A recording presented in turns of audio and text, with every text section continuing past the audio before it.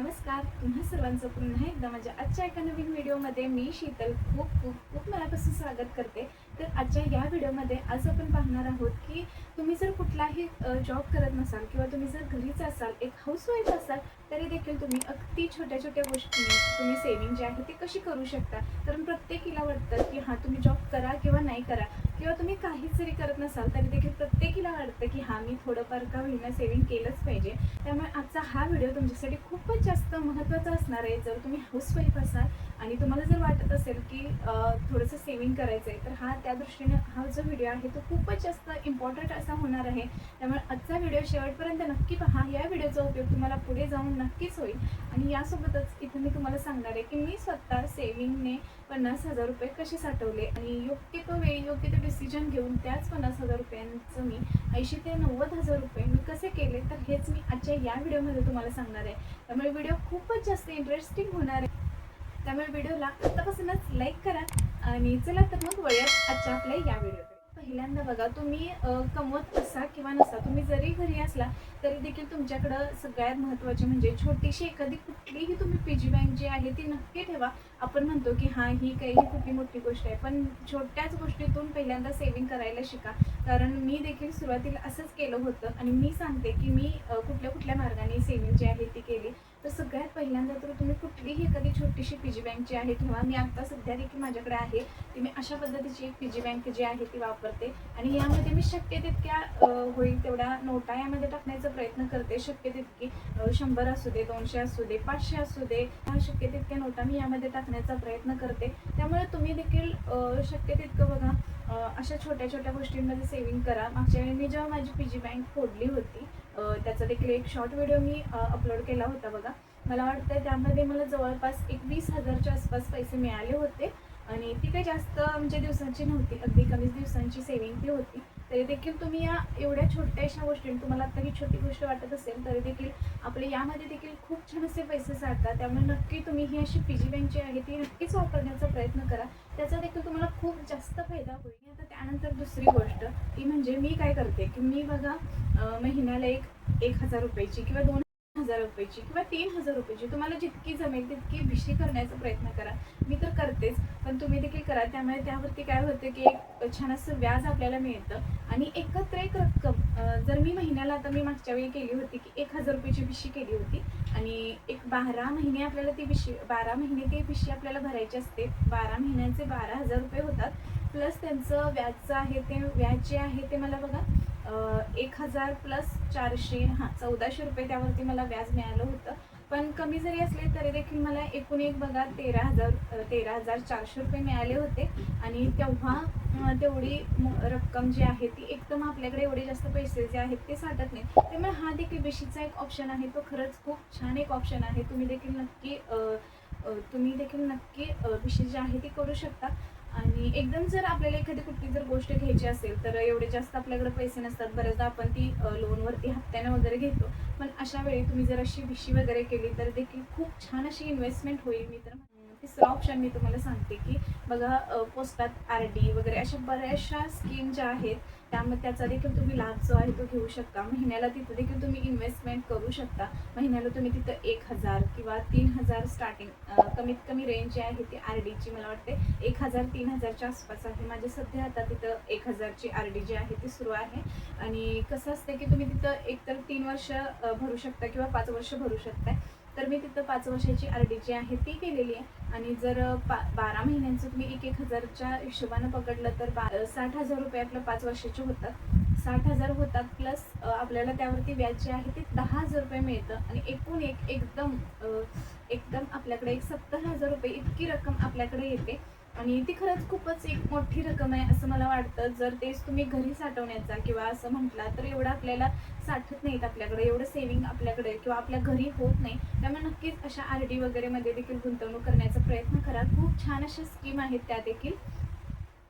दुसरा चौथा पॉईंट पण तुम्हाला सांगते, तो म्हणजे बघा बऱ्याचशा SIP मध्ये देखील खूप छान असं तुम्ही सेविंग जे आहे ते करू शकता. SIP तुम्ही अगदी महिन्याला 500, 1000, 2000, 3000ची देखील करू शकता.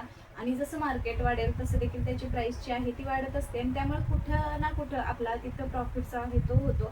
मार्केट जर तुम्हाला एखाद्या वेळेस इमर्जन्सीला देखील पैसे जर हवे असतील तर ते देखील तुम्ही इमर्जन्सीच्या वेळी काढू शकता. त्यामुळे SIP देखील खूपच छान असा एक इन्व्हेस्टमेंटचा ऑप्शन आहे असं मी तुम्हाला सांगेन.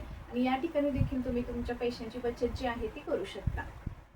आणि त्यानंतर पाचवा पॉईंट इथं मी तुम्हाला सेविंगच्या बाबतीतला सांगते की जो की आत्ता खूपच एक मोठा विषय बनला आहे, तो म्हणजे सोन्याचा.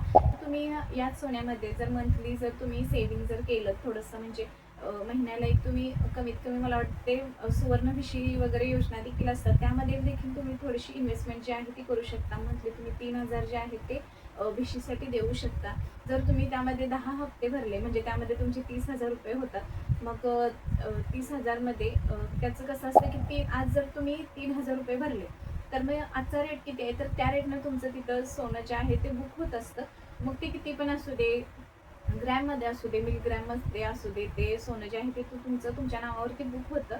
आणि याचे तुम्हाला एकूण 10 हप्ते भरायचे असतात आणि 11व्या हप्त्याला तुम्हाला तुमचं सोनं जे आहे ते पाठीमागचे सगळे पैसे तुमचे काउंट केले जातात आणि त्यामध्ये आहे ते वजनामध्ये काउंट केलं जातं आणि तुम्हाला 11व्या हप्त्याला तुम्हाला त्या सोन्याचं जे आहे ते तुम्ही काहीही घेऊ शकता. त्यामध्ये तुम्हाला बऱ्याचदा 50% ऑफ वगैरे दिली जाते मजुरीवरती, किंवा तुम्ही त्यामधून अजून त्यामध्ये थोडेसे पैसे घालून अजून कुठलीही गोष्ट तुम्ही जी आहे ती करू शकता. आणि आता सोन्याची इन्व्हेस्टमेंट ही खरं तर खूपच मोठी इन्व्हेस्टमेंट ठरली आहे मी तर म्हणेन. आणि मला तो एक खूपच छान असा ऑप्शन वाटतो जर तुम्हाला इन्व्हेस्टमेंट किंवा सेव्हिंग जर करायची असेल तर. कारण बऱ्याचदा असं देखील म्हटलं जातं बघा, जेव्हा तुम्हाला आपल्याला सोनं कशासाठी असतं, तर सोनं तुमच्या वाईट वेळेत किंवा अशा गोष्टींसाठी आपण सोनं जे आहे ते राखून ठेवलं पाहिजे खरं तर. कारण इमर्जन्सीच्या वेळेला ते खरंच खूप एक छान असं म्हणजे ऑप्शन आहे आपल्याकडे तो. तर या अगदी छोट्या छोट्या गोष्टी आहेत की ज्या मी स्वतः करते, ज्या मी फॉलो करते आणि त्याच मी तुमच्यासोबत शेअर केल्या. आणि मी आता तुम्हाला सांगते की मी स्वतः 50,000 रुपये कसे साठवले आणि त्याच 50,000 मी 80 ते 90,000 रुपयांमध्ये कसं कन्वर्ट केलं, थोडक्यात सांगते बघा. तर मी ज्या आता गोष्टी तुम्हाला सांगितल्या त्या मी सगळ्या स्वतः करते. तर सगळ्यात पहिल्यांदा म्हणजे माझी एक छोटीशी पिगी बँक होती आणि अशी पिगी बँक होती. थोडीशी मी अगोदर वेगळी वापरत होते, आता वेगळी आणली, ही दुसरी आणली. आणि अशा पिगी बँकमध्ये मी जवळजवळ माझे 20,000 रुपये साठले होते. आणि त्यानंतर बघा 23,000 रुपये प्लस महिन्याची जी भिशी भरते ती मला 13,400च्या आसपास मिळाली होती. म्हणजे जवळजवळ एक 35,000 रुपये ते माझे झाले होते. आणि प्लस वरचे बघा मला वाटते किती 15 किंवा 15, 16, 17 असतील काहीतरी, 15-16 हजार रुपये असतील काहीतरी. तर तेवढे माझ्या अकाउंटला होते. मग त्यावेळी मला वाटते की सोनं जे आहे ते जवळजवळ 1 लाखाच्या आसपास होतं आणि ते नेहमी वाढतच होतं. मग मला कुठेतरी वाटलं की हां, माझ्याकडे एवढे पैसे आहेत, काहीतरी सेव्हिंग करायला पाहिजे. त्यामुळे मी तेव्हा काय केलं होतं की एक 50,000 1 लाख रुपयाला सोनं होतं. त्यामुळे मी अर्ध्या तोळ्याचा मला वाटतं एक 5 ग्रॅमचं मी सोन्याचं वळं जे आहे ते करून घेतलं होतं, जे की मला फक्त 50,000 रुपयाला पडलं होतं. आणि फक्त मला वाटतं 3 ते 4 महिन्यामध्ये सोन्याची किंमत जी आहे, आता जर तुम्ही बघितलं तर मला वाटतं 1,63च्या आसपास सोनं जे आहे ते आहे. आणि त्यामुळे मला वाटते 80 ते 85,000 रुपये मला म्हणजे 30 ते 35,000 रुपये त्यावरती एक्स्ट्रा जे आहे ते नक्कीच आता मला मिळतील. आणि जर मी ते आता कुठं जरी दिलं तेच वळं, जेव्हा मी 50,000 रुपयाने घेतलेलं तेच वळं ते मी आता कुठं जरी दिलं तर मला त्यावरती एक्स्ट्रा एक 30 ते 35,000 रुपये सहज मिळतील. त्यामुळे ती एक माझी खूपच छान अशी इन्व्हेस्टमेंट ठरली होती. त्यामुळे तुमच्याकडे देखील जर थोडीशी रक्कम असेल सेव्हिंग करता, किंवा तुम्ही देखील सोन्यामध्ये नक्कीच इन्व्हेस्टमेंट करू शकता. ती तुमची भविष्याची तरतूद म्हणून देखील एक खूप छान अशी इन्व्हेस्टमेंट आहे. तर या होत्या काही छोट्या मोठ्या टिप्स. छोट्याच गोष्टींनी बऱ्याचदा मोठ्या गोष्टी घडत असतात. त्यामुळे नक्कीच छोट्या छोट्या गोष्टींनी सुरुवात करा. सेव्हिंग जर करायची असेल तर नक्कीच छोट्या गोष्टींनी सुरुवात करा आणि इथे मी सांगितलेल्या सगळ्या गोष्टी तुम्ही फॉलो करू शकता. यामुळे देखील तुमचे नक्कीच खूप जास्त असे पैसे वाचतील आणि त्याचा तुम्हाला खूप जास्त असा फायदा होईल. आणि आजचा व्हिडिओ तुम्हाला कसा वाटला नक्की कमेंट करून सांगा, किंवा याच्यानंतर तुम्हाला अजून कुठल्या विषयावरती व्हिडिओ पाहायला आवडेल हे देखील मला नक्की कमेंट करा.